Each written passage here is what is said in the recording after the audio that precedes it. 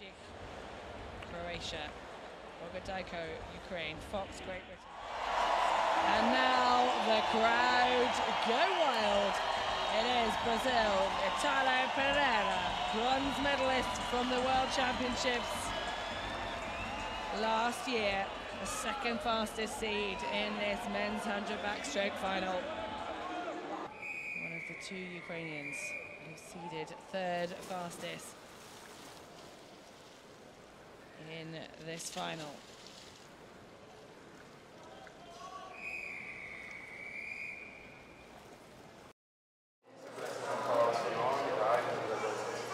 Tá, já tá valendo? Tá valendo. Meu nome é Ítalo Gomes Pereira Lima, tenho 21 anos, natural de Porto Nacional, Tocantins.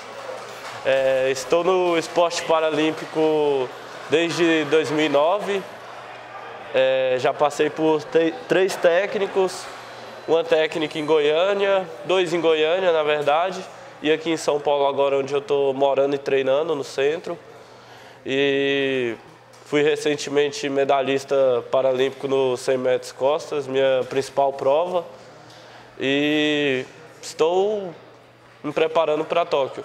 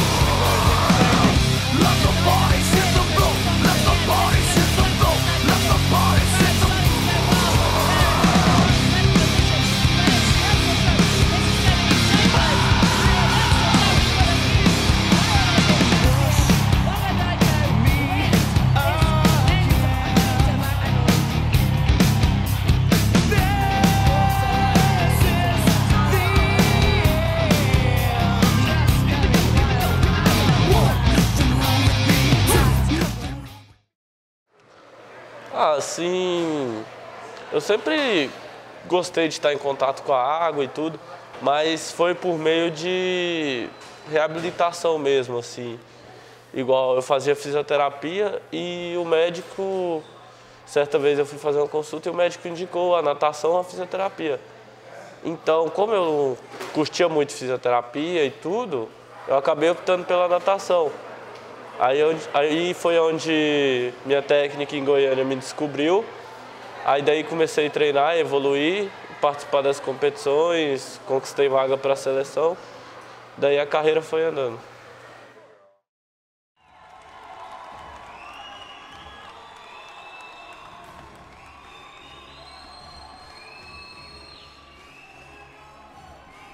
Successful with his previous 2 lifts, 205, 210. He's now gone a steady 215.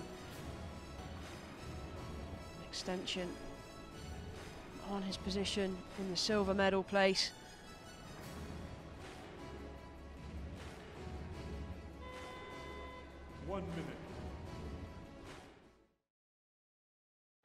Se puder começar falando seu nome, sua idade, da idade seu competitivo. Fica à vontade, era que você... Evânio Rodrigues da Silva, 32 anos. Minha modalidade é halterofilismo.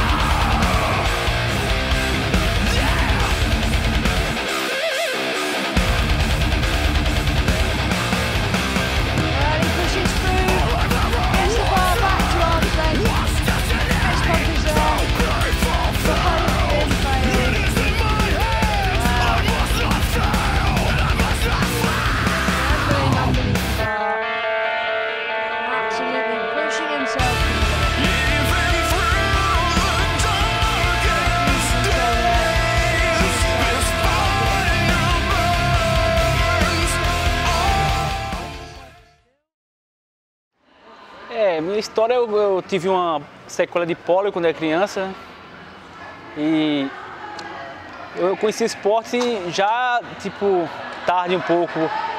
Eu entrei na academia, tipo, fiz a cirurgia de alongamento de perna, aí depois eu entrei na academia para fortalecer a perna. Aí eu, como era magro, quis ganhar corpo, assim, era muito magro. Aí eu tomei gosto pela musculação. Aí meu irmão me convidou para vir morar com ele no litoral aqui de São Paulo. Aí foi aí que eu entrei na academia para musculação, esse mesmo.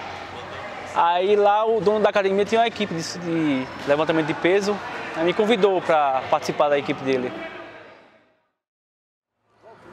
Você começasse falando pra gente como que é o dia a dia para um atleta de alto rendimento, assim, que você comanda? Assim. Tá, cara, eu sempre digo que é o seguinte, a vida de atleta não é fácil, né? De atleta de alto rendimento é bastante intensa, porque você está o tempo todo trabalhando para quebrar suas metas, atingir os seus resultados e quebrar os seus recordes, né?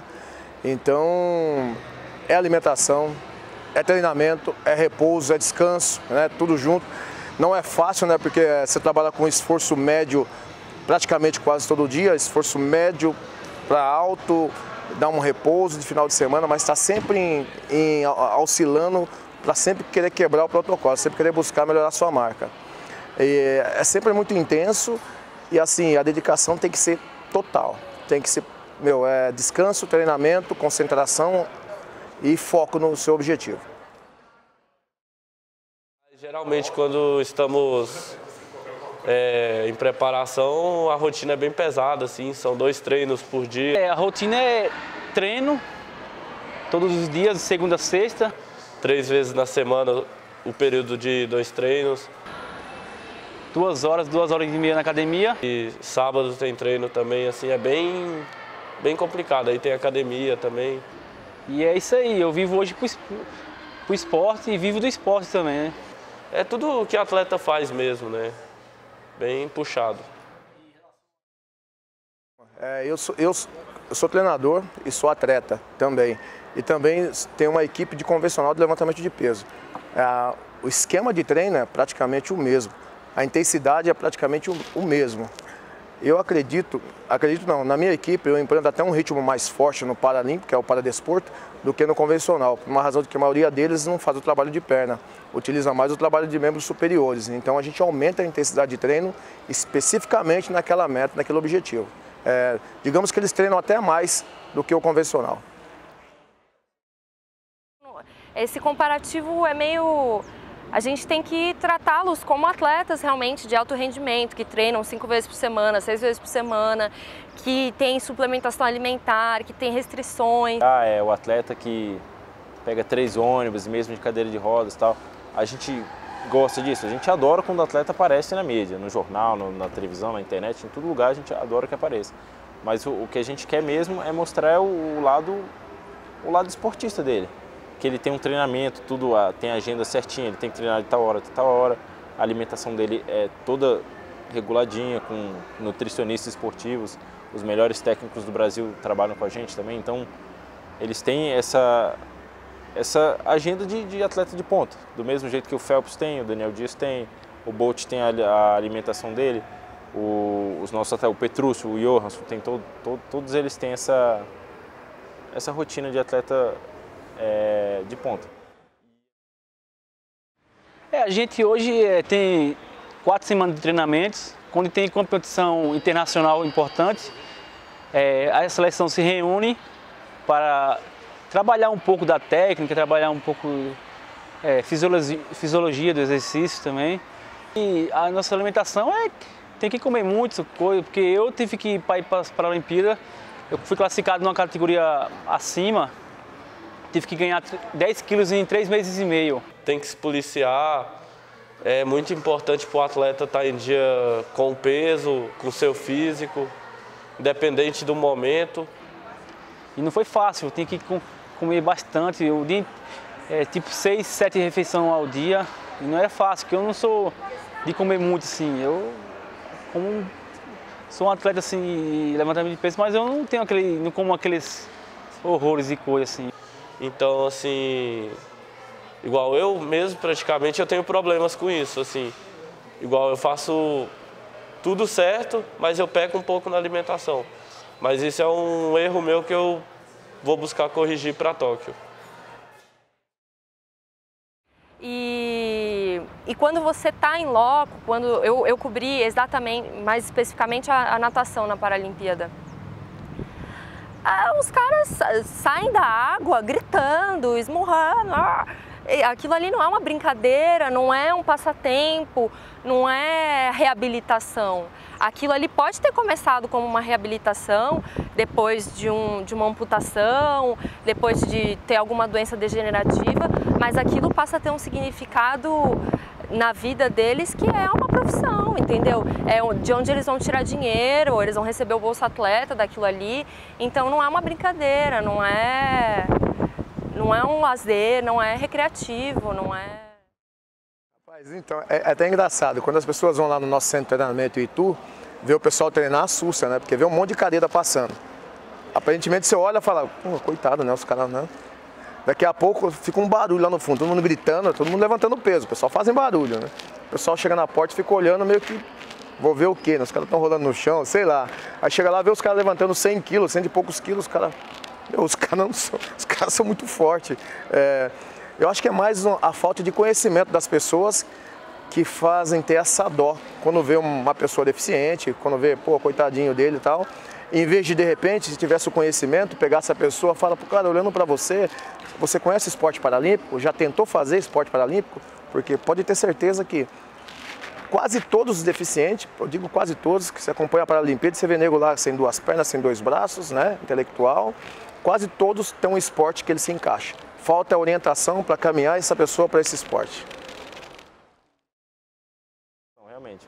É o que chama atenção, né? Você vê assim, você vai ver um cara como o Daniel Dias, que ele nasceu com má formação, o membro que ele tem inteiro, que é uma perna, o calcanhar é mal formado e ele só tem 4 dedos. Então, assim, querendo ou não, é uma superação. Um cara assim que não tem nenhum membro inteiro formado e aparece nadando muito, nadando rápido, ganhando muitas coisas e tocando bateria. Então, assim, as pessoas ficam impressionadas com isso e querem falar da superação. Não é errado, mas eu acho que não é o ideal, assim. O que a gente queria é o alto rendimento mesmo, é mostrar como eles são incríveis de uma forma assim dentro do esporte. Querendo ou não, a gente não pode negar, assim, eles não gostam da palavra superação, mas eu acho que existe um esforço e uma garra em muitas histórias ali que a gente não pode também fingir que não existe. É um limiar assim muito difícil. Eu acho que a gente tem que ter o cuidado de contextualizar aquilo. Então, assim, a Verônica passou por um AVC, por um câncer, teve que passar por uma retirada de quase todo o intestino. Logo depois que ela voltou do Parapan de Toronto, não participou do Mundial de Atletismo em Doha e foi para o Rio recém-operada. A gente não pode deixar de falar isso. É um feito a menina entrar na pista passando por tudo isso. Mas a gente tem que também comparar ela com as atletas da classe dela e falar o quanto ela é boa em relação às outras atletas. Porque se você ficar nesse... você perde a noção de quanto ela é boa, entendeu? Na hora você fala... Você fica... O que aconteceu, tipo... Mas, assim, falar pra você que demorou pra cair a ficha um pouco. Falei, tipo... Cheguei no quarto, falei, cara, o que tá acontecendo? Mas, assim, é muito... Saber que todo o seu esforço diário, todo o seu cuidado com a alimentação, academia, tudo, cansaço, dores musculares, na hora que você bate ali e você atinge o resultado que você queria, cara, assim, não tem preço, entendeu? É muito gratificante mesmo você ver que tudo aquilo que você passou valeu a pena. Quando o moço lá colocou a medalha no meu pescoço assim, tipo, passou um filme na minha cabeça de tudo que aconteceu na minha vida, desde da minha infância também, que não foi fácil. Aí passou aquele filme das dificuldades que eu tive para chegar o alto rendimento, que não foi fácil, várias barreiras, e eu no começo até pensei em desistir, mas eu falei, isso aqui que eu quero para mim, isso que eu amo, e eu não vou desistir nunca. E não foi fácil chegar onde eu cheguei aí, que foi... As pessoas acham que é fácil, né? Acham que a gente tem deficiência, acham que é uma coisa fácil. E não acha que a gente treina todos os dias, todo dia na academia, e sente dores, e não é fácil. E foi difícil, e eu nunca desisti, nem vou desistir. Nunca vou desistir também, que eu tenho vários sonhos a realizar ainda no esporte, né? Eu acho que fica, às vezes, uma coisa meio... Não é desmerecer, mas eles não colocam o paradesporto no patamar que ele deveria estar. E não estou dizendo assim que eles rebaixam, não rebaixam, eles colocam, eles dão destaque. A gente viu isso agora nos Jogos Paralímpicos em setembro, a gente teve um destaque imenso em canal fechado, em canal aberto, as pessoas mostravam, ó, esse é o atleta tal, esse é o Petrúcio, ele bateu o recorde mundial, esse é o Daniel Martins, ele bateu o recorde mundial nos 400 metros. E isso, assim, é ótimo pra gente, mas essa questão da superação, às vezes, ela tira um pouco o foco do que realmente é.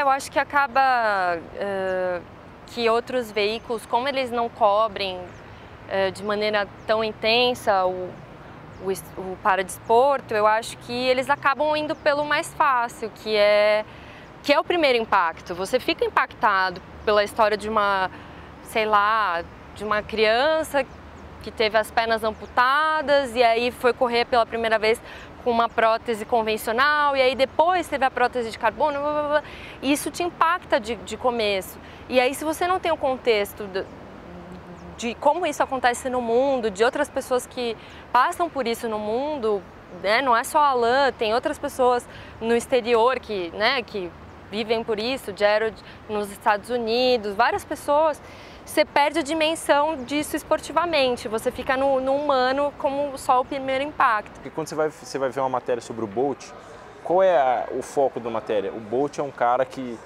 ele está um pouco mais velho, mas ainda assim ele ganha de todo mundo. E eles vão fazer uma mesma matéria sobre um atleta que não tem um braço, por exemplo. Ele ganhou medalha apesar de não ter um braço. E não deveria ser assim. É aquele assim, entre atletas que tem uma amputação no braço, ele é o melhor. Ele é o melhor, ele corre mais, ele é tudo. Se for pensar assim, ele é o Usain Bolt, só que ele não tem um braço. A única diferença é essa, ele não tem um braço. E eu acho que também tem uma coisa da TV aberta, querendo ou não, alguns canais de querer impactar, pegar esse lado mais sensacionalista. Então eu acho que tem esse lado também. Eu acho que a gente consegue ter um diferencial porque a gente está nas competições. A gente conta as histórias dos atletas, mas a gente está também na competição. Então você vê que fulano se superou, mas aquele também, e aquele outro também, e aí você vê aquilo se repetindo e você fala... Então, aquilo se torna natural para você. O cara não ter uma perna, um braço, tudo bem, ele vai correr, vai fazer o resultado, vai buscar diminuir centésimos e tal. E aí a gente contextualiza isso e não fica preso só nessa coisa do primeiro impacto mesmo, mais sensacionalista. Então, a gente sempre tenta contextualizar o negócio dessa maneira. Ali, beleza, ele é uma deficiente, tal, não pode ser a coisa que define o atleta, na verdade, né? A deficiência não pode definir o atleta, e sim a conquista dele. O que ele fez? Ele treinou por 4 anos para estar no Rio de Janeiro, em forma, perfeito, rápido, foi lá e conseguiu. Isso eu acho que tinha que ser o principal foco de qualquer matéria sobre esporte, olímpico ou paralímpico. Claro. Assim, igual eu fui para Londres em 2012, né? E assim, cara, eu posso te dizer que para mim, assim, eu considero essa como minha primeira Paralimpíada, porque realmente eu vi o que é uma Paralimpíada. Eu consegui sentir a energia que aquilo passa pra gente.